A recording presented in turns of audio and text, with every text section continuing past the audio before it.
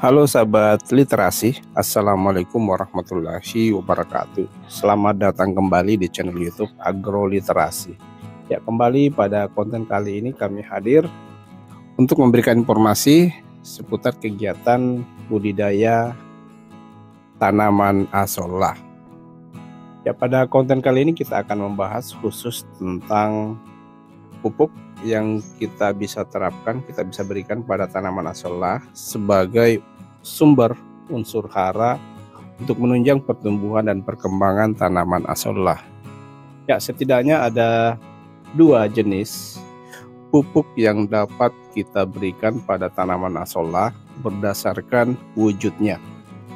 Ya, pupuk yang saya maksud di sini itu adalah pupuk yang sifatnya cair dan pupuk yang sifatnya padat. Ya, kedua jenis pupuk ini itu dapat kita terapkan pada tanaman asollah untuk menunjang pertumbuhan tanaman asollah. Ya, jadi untuk video kali ini kita lebih spesifik membahas tentang jenis-jenis pupuk untuk tanaman asollah tersebut. Ya, kita mulai dari pupuk padat ya, pupuk yang berbentuk padat. Untuk tanaman asollah kita bisa menerapkan pupuk yang berbentuk padat, di mana pupuk ini nanti kita masukkan ke dalam media budidaya tanaman asollah.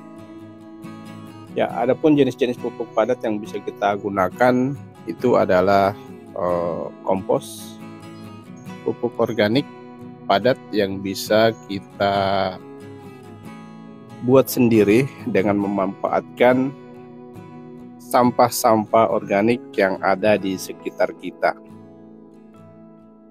Ya, sedangkan yang kedua itu adalah pupuk yang berupa pupuk kandang ya, pupuk kandang yang tentunya berasal dari kotoran hewan yang umumnya sudah menyatu dengan tanah, artinya sudah mengalami proses penguraian. Ya, sahabat YouTube sekalian, dalam penerapannya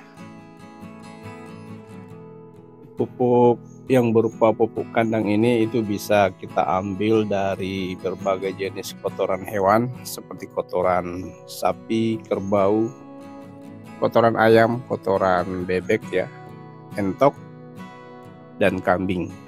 Ya, jadi untuk pengaplikasiannya itu bisa langsung kita tebarkan ke dalam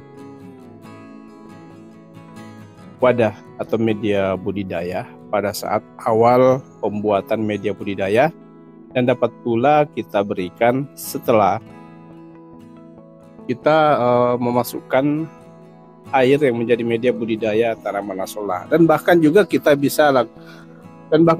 harapkan itu pemberian pupuk padat ini kita lakukan setiap seminggu atau 2 minggu sekali setelah proses budidaya tanaman asollah berlangsung.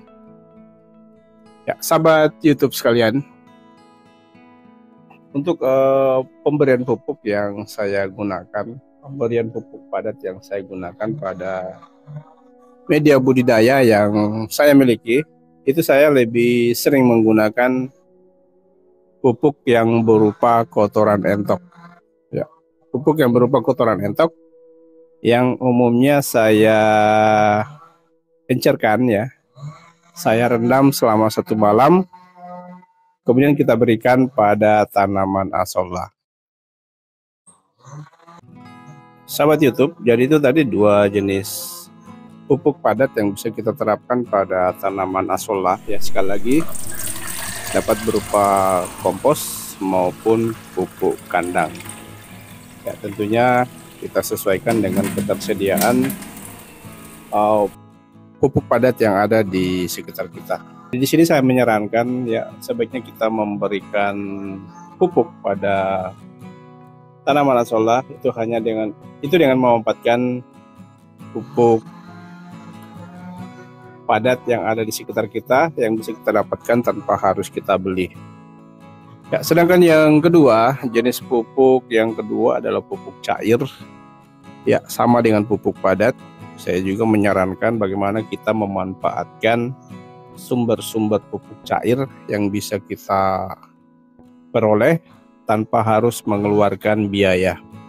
Ya, sebagai contoh itu adalah pupuk cair dari air cucian beras, ya, itu kita bisa manfaatkan sebagai pupuk organik ya untuk tanaman asollah, untuk menunjang pertumbuhan daripada tanaman asollah. Jadi air cucian beras itu tentunya mengandung unsur-unsur hara yang sangat dibutuhkan oleh pertumbuhan tanaman asollah. Ya, kemudian yang kedua, jenis pupuk cair yang kita bisa terapkan pada tanaman asollah itu adalah pupuk organik cair yang biasanya kita sebut sebagai POC. POC ini bisa kita buat sendiri dengan memanfaatkan limbah-limbah yang ada di sekitar kita. Ya, sebagai contoh POC air cucian beras, POC batang pisang, ya, POC dari kotoran hewan, ya, itu bisa kita manfaatkan. Dan yang ketiga itu adalah MOL atau mikroorganisme lokal. Sama dengan POC, mikroorganisme lokal itu kita bisa buat sendiri dengan memanfaatkan limbah-limbah yang ada di sekitar kita. Sebagai contohnya itu adalah MOL nasi, ya, MOL nasi, MOL tape. Jadi MOL nasi itu bisa kita buat dengan memanfaatkan nasi yang sudah basi. Begitu pula dengan MOL tape, MOL yang kita bisa buat dengan memanfaatkan tape yang banyak kita temukan di pasar, bisa kita beli di pasar. Itu bisa kita terapkan sebagai pupuk cair untuk tanaman asollah. Kita harus melakukan proses pengadukan itu sebaiknya setiap 1 hari. Setiap 1 hari itu bisa kita lakukan proses pengadukan media budidaya tanaman asollah. Sahabat literasi, jadi mungkin ini informasi yang kita sempat berikan pada konten kali ini. Semoga bermanfaat dan dapat menginspirasi. Kami akhiri, wabillahi taufiq wal hidayah. Wassalamualaikum warahmatullahi wabarakatuh.